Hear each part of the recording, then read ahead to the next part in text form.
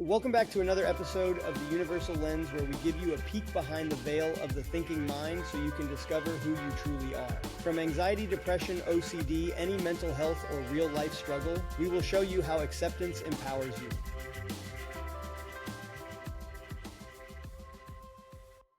Welcome back, everyone, ladies and gentlemen, boys and girls. Welcome back to another episode of Universal Lens. We have been gone for a few weeks. That was on purpose, for those of you that noticed. Sure. So that's why we've been on a little bit of a break. We did not go anywhere. We are still here, obviously. Yeah. Sorry. Put your tissues away. You can't get rid of us that easy. No, but to quote one of my favorite say figures out there, public figures, Scott Adams. I was about to say, has to be Yeah. who's still alive, by the way. He's hanging on by a thread. Yeah. Well, I mean, thankfully he still is, but yeah. Well, he always says, he goes, independent of what you do, what you work, all the things you like to do, whatever you do socially.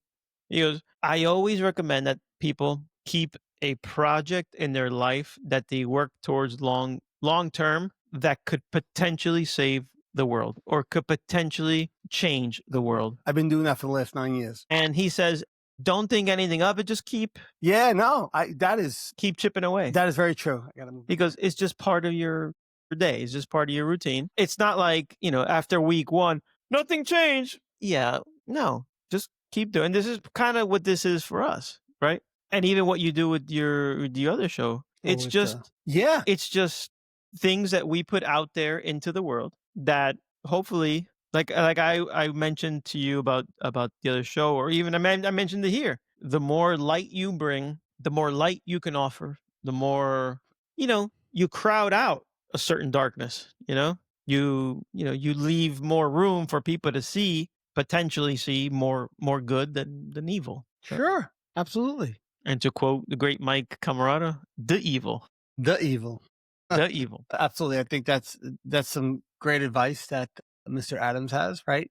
To have that lifelong project, as he calls it, of trying to change the world. Doesn't mean that your objective is to kind of do that immediately, because that's where you go off the rails usually, right? It's to keep working on this evolution of yourself, of the way you look at things, and this greater idea, I guess, or that you would have of how things could work better in the world, how things could be, more cohesive, more people could be kinder and more loving, and people could see through the mess in their heads and not react to everything. So yeah, I mean, it's definitely good advice and a great way to go about your life, right? Just say, my life project is to make the world a better place. Great. How do you do that?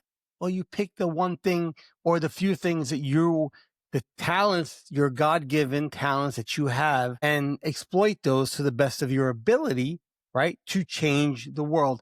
How do you change the world? You change the person next to you. The person next to you changes that person. That person changes that. Now, yes, it's not a one-for-one, because if it worked that way, like Mike said a couple of days ago, Mike, on the other show that I do, my friend Mike was like, he goes, "Oh, I brought somebody over to Christianity," because that's what that show's about. Yep. And we were like, "Great." I'm like, "That's awesome." And I was like, Mike, he was very happy that he got this one person. I was like, if every person got one person, you'd get everybody. Now, in reality, yes, every person is not going to get everybody, but that's the mentality. Is I'm not trying to change everybody in the world. I'm not trying to teach everybody acceptance, because I can't reach everybody, but I can reach the guy next to me. He can reach the guy next to him, or gal, or child, or whatever it might be next to you, and teach them these things. And that's how the change happens. Which is a great way to look at it, because most people will get stuck with I want to make a difference in the world. By the way, I'm guilty of this. I want to make a difference in the world. I got to make a difference in the world. I have to make a difference in the world. I want to make a difference in the world. There's a singular letter, which is a word that keeps repeating in what I just said. I. And you don't realize you're making it about you wanting to you, and you start losing focus on what the objective actually was, which was to make the world a better place by maybe getting to that person next to you. Like we think so large at times when we're trying to do something good like this. Like even when we started with mindfulness, we called it, what would you say? You were mindfulness pushes. We tried to push it on everybody. I did when I first started doing this. Henry says he did it, and I'm sure he did I because we all was did. yeah, I was like, "Oh my god, God. you gotta do this, you gotta It's see." because we wanted to do, and we lost sight of what we were trying. We didn't lose sight of it, but we stressed ourselves out in trying to do something that shouldn't be so stressful. Well, let me tell you, I think the side of the coin that we didn't see is that people have different timelines. Mm, There's excellent. right? There's like 8 billion people in the world. Which is why everybody doesn't get everybody. 8 billion people in the world, I think it is. 8, I could be wrong, but say a lot. Not everybody's gonna line up with your timing. No, So, no, we're but all but but everybody's. but because You can't get if you have 10 people in a room. You're lucky if two of them are on the same timing. how powerful what you just learned and what you just experienced is, and you really love and you really care, you just get this feeling of, okay, I know you're suffering, and I promise you, if you just Yeah, do what I did, and if you just follow what I'm saying, sounds good to me. But people yeah, have different timelines. sure, sure, I very think, different timeline. and I think at the end of the day, that's That's the the learning curve that yes, we learned in the beginning right. when we were doing this. So I think the best thing to do is stay the course. Continue to give what you're going to give, say what you're going to say in the best way that you can say it. We can throw in, because we could totally start, throwing in little bells and little whistles and things that we can do to make it look like a morning show, morning zoo show. You know what I mean? Good Morning America. Right? But I don't know if it'll help, and I don't know if it'll be us. It'll be Yeah, a well, that a that candy shell version of, yeah, I know what you're saying. I agree. I because agree. we want your attention, but we So don't want your attention so for the Z Morning Zoo. no, so the objective is to reach as many people as possible, but we're and not just us. This is a lot of people who are on a path of trying to change people for in a beneficial way, right? Trying to help. They get lost in the how do I do it? They get lost in the I need to be bigger and better. They get lost in the I need more followers. They get lost in the I need to reach more people. I need to get more likes. I need to get more comments. I need to be more engaging. And now all of a sudden it's not about what you're trying to do. It becomes on, well, how am I doing it instead? And the what, which we always said, it's not how you do, right? It's not what fun. You get stuck in the what and not the how. Let me reverse that. Sorry. Yes. So you get stuck in the what I'm doing. How do I get more right? So the what is, and this one is getting more people, getting more views, getting more, right? Those what's, you get stuck in them and you start to lose focus on the how you're doing it, right? The how should be forget about that. Forget about trying to reach 1 million people. Forget about trying to get 1,000 views an episode.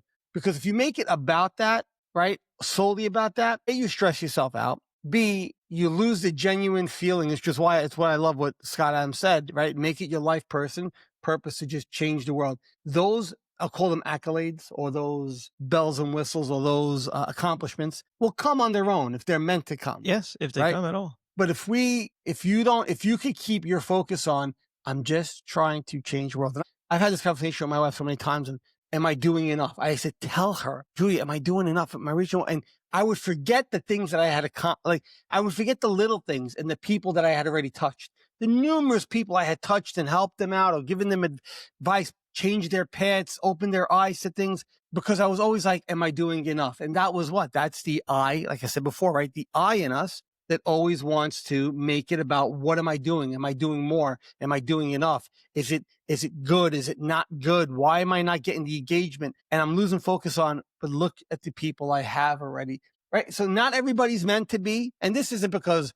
our show is not on, as XM radio. No, Right. this is because this is part of a larger conversation we're actually having this weekend too.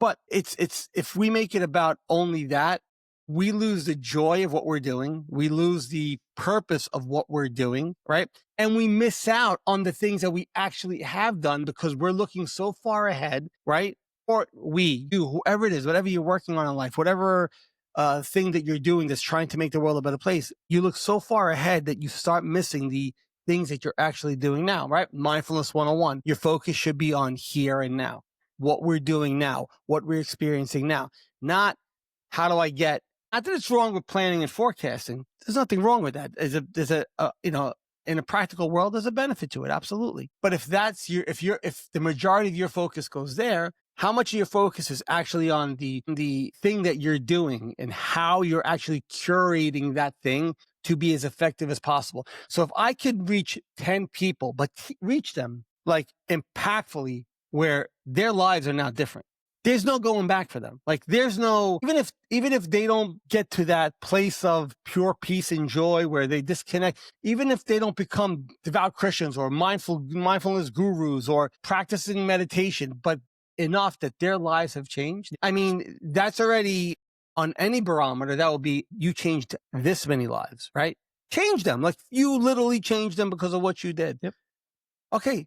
So don't worry about reaching 1 million, because those 10, we were talking, right? Exponentially, those 10 could become 20. Those 20 could become 40. Those 40 could become 80. Those 80 become, eventually with time that happens. And if everybody does that, if Henry does that and I do that and you do that behind the camera, if you could change somebody's life, excuse me, and make them see things differently. Now they could go to the person, they're almost going to be compelled to not only want to show it to somebody, but their actions are going to become the way they live their lives is going to become that example of, this is how we're meant to live life, right? It's Whether it's a mindfulness plane or it's a mindfulness and religious plane, whether you're a Christian or you're not a Christian or you're just spiritual or whatever it might be, that's how you change the person next to you, and that's how those gains happen. And me personally, since I started looking at it like that, there's been a deeper sense of relief,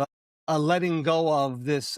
Why am I not enough? Right. And when we first started the show, that was one of the things that would bug me. Now, yes, I mean, coming from where we've come from and all the stuff that we've gone through in our lives and all the experience we have with mindfulness, and that's how we live our lives. I didn't go down rabbit holes with that thought, but I noticed it was a recurring thought that was always there. It was always there. It was, until eventually I just stopped listening to it enough where it doesn't show up nearly as much anymore, because I keep my focus on what? Look, this person wants to talk. That's it. That's where I am right now. yeah, That's it. End of discussion. Right? yeah, because those thoughts are gonna just lead to the removal of the joy of the small things that you did on a daily basis Yeah, to man. help person number one, person number two, person number three. And why? Why would you do that? And this is a show that we started, like we always said, just this is the way we used to talk at a table, so drinking coffee, smoking a cigar, shooting the crap, just me and you. But when we started talking more and more, you start listening to people. And that's another thing this practice gives you, is the ability to listen. You're out there and you're listening, and your ears are very honed in on what people are saying. Oh yeah.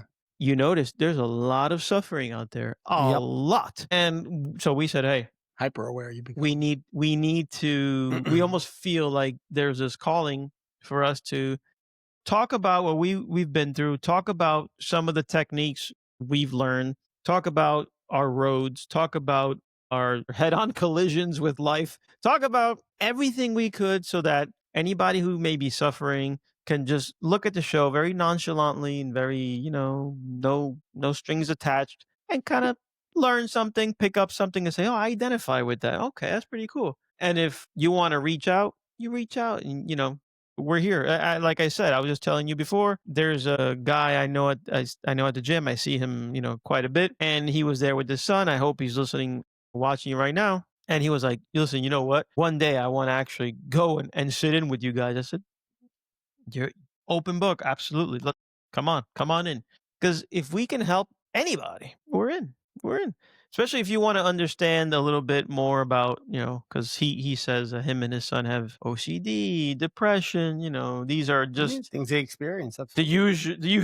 usual menu choices when we talk about these mental health things. Yeah. The And most and common ones. and this show is, again, I repeat it because it's worth mentioning. This is great to consume parallel to if you're seeing a professional, and if you're talking about mindfulness, perhaps, you know, it's an interesting topic you should talk about. Ask, perhaps your caregiver will, want to go down that road or not, but under any circumstance, especially today, today's day and age, I think this offers a lot to people once you understand that the noise in your head is noise. You know, the feelings that you feel are probably not your feelings, but you've been following a certain feeling, following a certain idea, following a certain question, and you end up getting lost, like we were talking before about, organization. And, so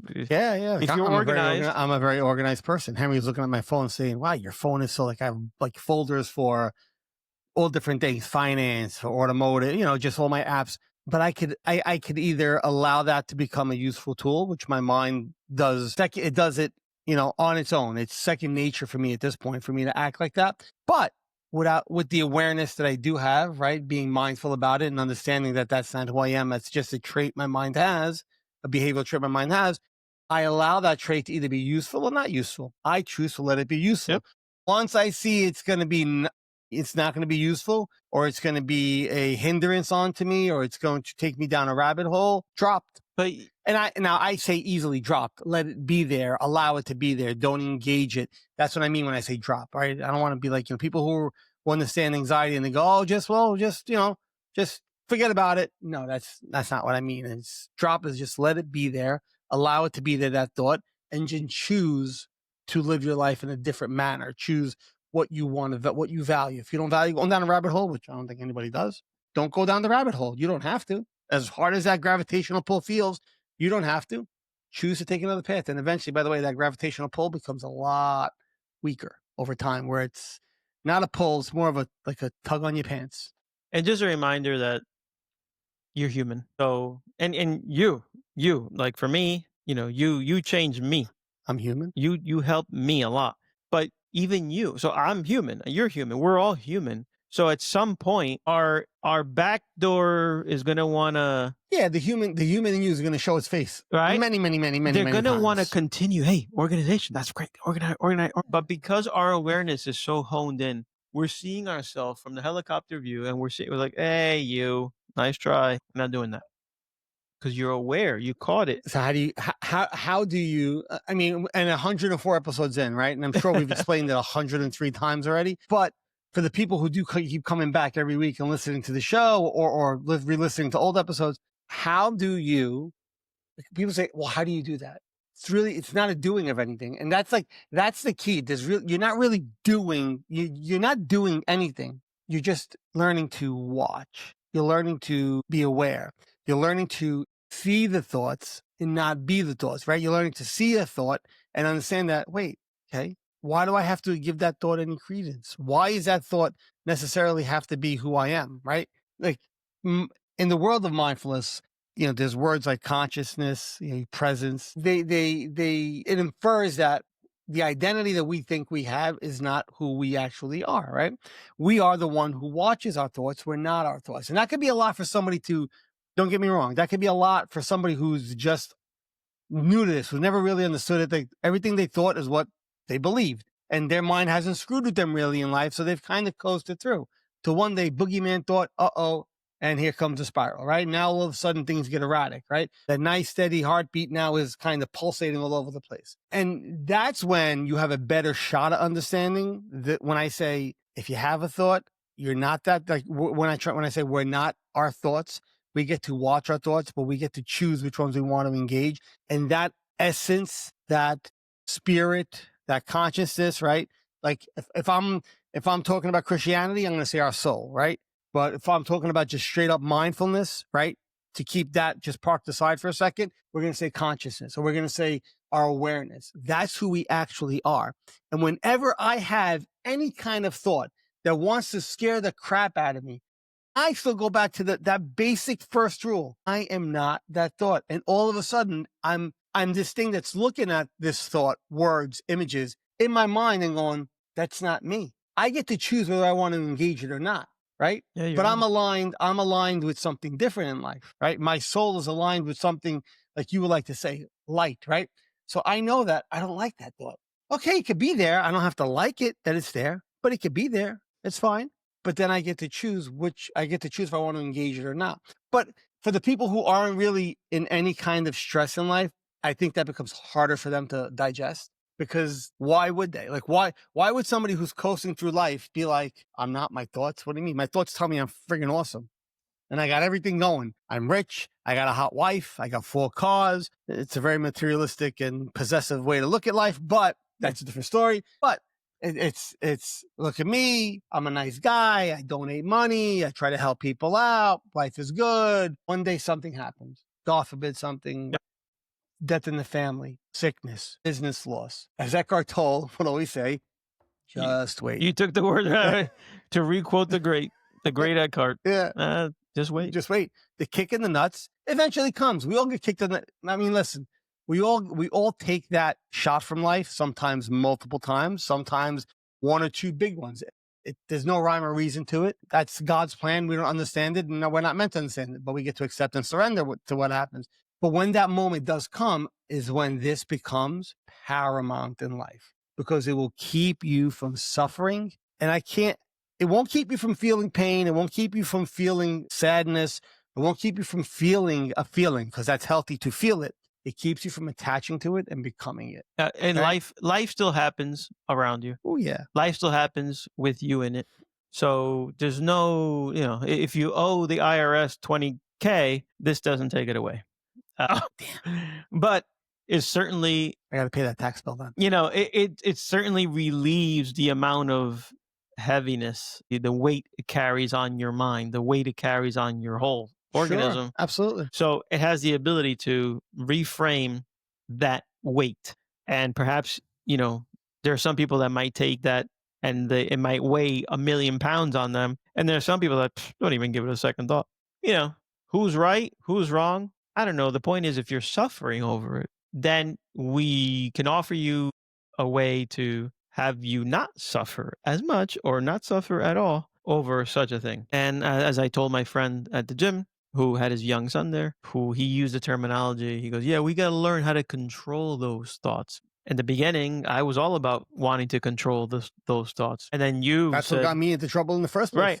place. Well, that's where you're kind of going wrong. Is you shouldn't need to control them, and you understand the urge why you'd want to control them, but in reality, you want to surrender. Not an easy thing still to this day, not an easy thing for a lot of people who say they're aware and mindful to do because there's still a part of that person that they attach to this identity that they are this thing and they can't accept surrendering to something. Like there's always this innate, and I think that's by our DNA as human beings, there's this innate part of us that always wants to battle something, to fight it, to be justified, right? And that the issue with that is what keeps you stuck there for even longer. Like that reactive part of us, which is built into us, right? To as human beings, because we're imperfect, right? From creation, we're imperfect, is what'll keep you stuck even longer. That feeling of, but how do I surrender? And we've said this before. How do I surrender to something? When you stop asking the question is when you know you've surrendered. Like people ask me, well, how do you know you've surrendered? I don't need to ask that question anymore. There's a letting go in me that is greater than me. And I just surrender and accept to what the cosmos, the universe, in my case, God gives me. I can't change what life's going to give me. I can't change a situation that has happened to me. I can't change a thought that I have. I can't change a feeling which comes after a thought that I have. These are all things that happen out of my control. Only thing I do control is how do I respond to that? Do I go down a rabbit hole with it? Do I engage it? Do I become identified with it? Or do I allow it to be there and say, but that's not how I want to live my life and choose a different way? That's the control that we actually do have, over it. But it can be a difficult thing for people to grasp in the beginning. It does take a certain amount of time, I think, to get to a place of surrender and acceptance, especially if you're just starting out. Like from day one to when I started to probably when I really truly understood what acceptance and surrender means. I mean, honestly, because I even had pitfalls along well, I thought I had it. Like accept and surrender. I get it. Watch my thoughts. I get it. Kicking the nuts. Whoa, I forgot it. For a split second, I forgot it. And I needed a couple of weeks to rewrite, to kind of point my ship in the right direction again. And I did. I would say it probably took me, and everybody's different, but me personally, I say a good, well, we're in 2025? Yeah. So I started 2016. I'd probably say After the fifth or sixth year, I think I really understood what surrender was because I got hit with different things. So first it was just my thoughts. Then it was a physical thing. And the physical thing felt different than my thoughts, but it wasn't different than my thoughts. Mm. Right. And I applied it again. Yeah, goddamn, you know what? It works. It works. It works there. Accept and surrender. And so it took me a good 6 years. And it doesn't mean it's gonna take everybody 6 years. It's my progression was different because I had the mental warfare at first, and then I had a little bit of a physical warfare that hit me. So they felt different, but they're not. Like that application works for it all. So everybody's timeline will be different. But it's not something, don't expect to say, I accept today. Wake up in the morning and go, whatever life does, I don't care. There will be a progression for you. You will have different experiences. Every experience might feel different. Every experience might make you think it's different, but the idea of acceptance and surrendering to something doesn't change. Like for me now, I've applied it from accepting and surrendering what the universe would give me to accepting and surrendering to God's will. Right. So there's really no difference in either of those statements. It's just I've repointed my focus instead of to this universal thing to this deity that I call God as a Christian. I Right? think most people, Get that? yeah, Yeah. I think they're gonna be just like you because there's a grand majority of people that, were introduced to God early in life somehow, some way, whether it be your parents took you, you were raised Catholic in a Catholic school, you celebrate Christmas and the holidays, and everybody's asking the nativity scene, what's that about? So there's religion, whether it was the Catholic or Christian Protestant type of thing, or whether you're Jewish or Muslim or Hindu or Oh, those are different. Yeah. but there's a religious component to those religions that people understand when you say God. To them on the other side of the camera, it might mean their God. Their.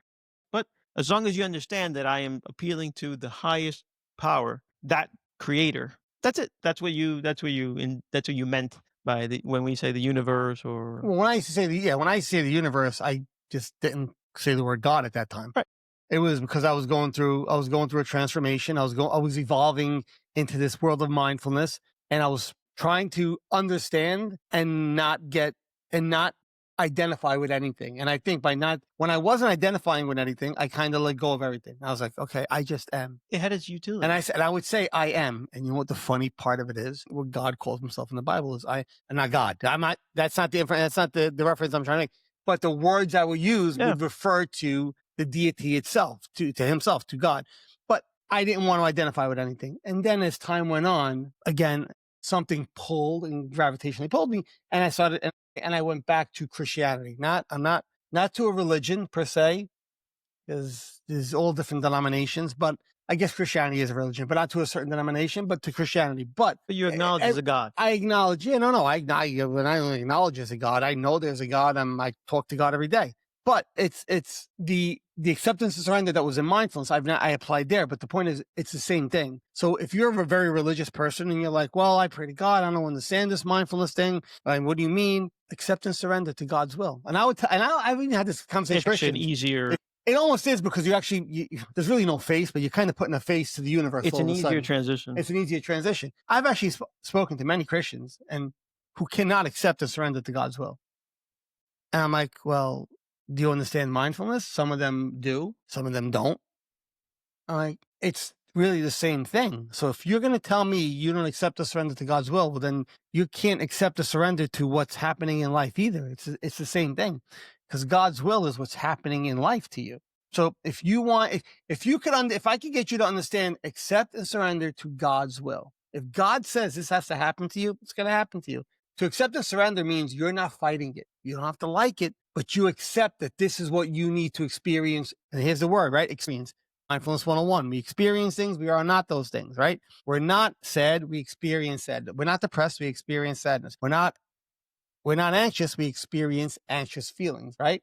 We're not happy. We experience happy feelings. We're the one who experiences things, right? So if I could get somebody to understand, whether you want to say you accept and surrender to the universe or you accept and surrender to God, it's 6 of one, half dozen the other. But if you're a religious or a Christian person or whatever denomination you are, and you can't look at your deity and say, I accept and surrender to whatever you have for me, then you don't understand mindfulness. right? And if you understand mindfulness and you go, I accept that this has happened. I accept these thoughts. I accept these anxious feelings. Well, God's will is that you need to experience this. I don't accept it. Why would God want to do that to me? You fall into a trap. Now you're refuting the thing that you've already accepted. So whether you're religious or you're not religious does not make a difference, right? I would implore everybody to look into it because for their own benefit. But if you're not religious, that's fine. But it works either way. But you can't say it works one way and it doesn't work the other, right? Does that make sense? Yeah.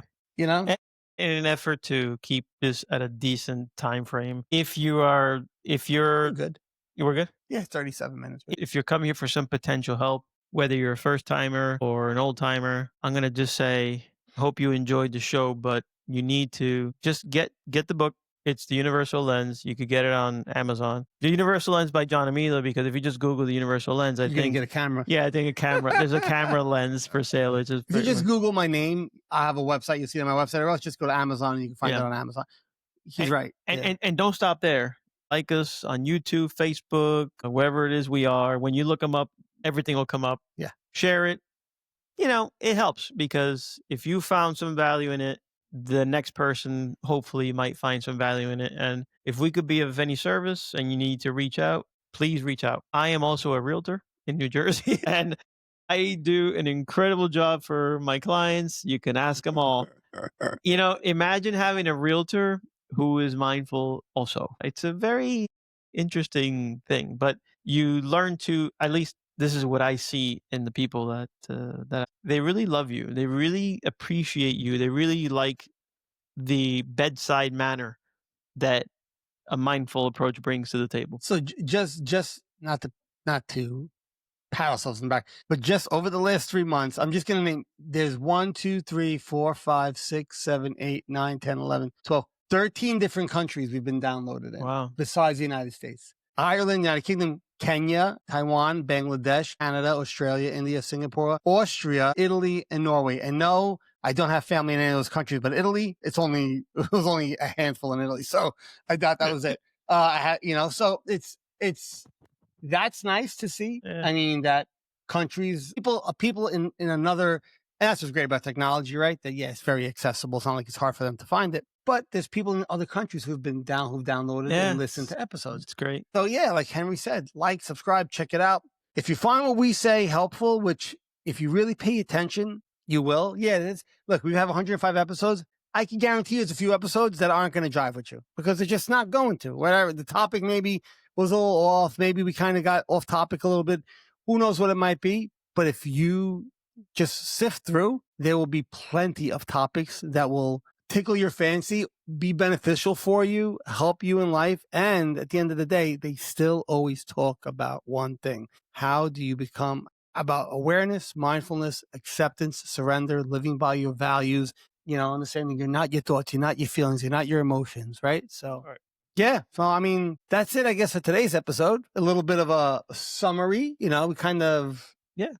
We a had little refresher course. This is Yeah. like a little midterm refresher before the Yeah. final exam. because I had an idea for a topic, but we didn't go into it because Yeah, curating this is your friends. this is What like to go in. this is the beauty of our what we always did. It's like we don't need a topic. No, well, the Scott Adams thing that you spoke about was great. Yeah. You brought that up. That was a great way to start Yeah. the episode and turned into a good topic. So hopefully, whoever did watch today's episode, hopefully you found it useful, and definitely check us out and tell your friends about it. Like I said, one person, right? You say if you can help one person and that person can help the next person, you keep that chain going. So That's it. keep the chain going. Anything else? That's it. I think I'm good. Wycat Realtors. All right, I'll see you. All right, everybody. Thank you very Thank much. you. And we will catch you guys in a couple of weeks. Peace. Thank you for listening to another episode of The Universal Lens. Please always remember to like, share, and subscribe on YouTube and Facebook. Always remember, it's not what you do, but how you do it. The opinions and statements made on this show are based on our experiences and not intended to be a form of therapy. If you or someone you love is in crisis, please seek the proper medical attention.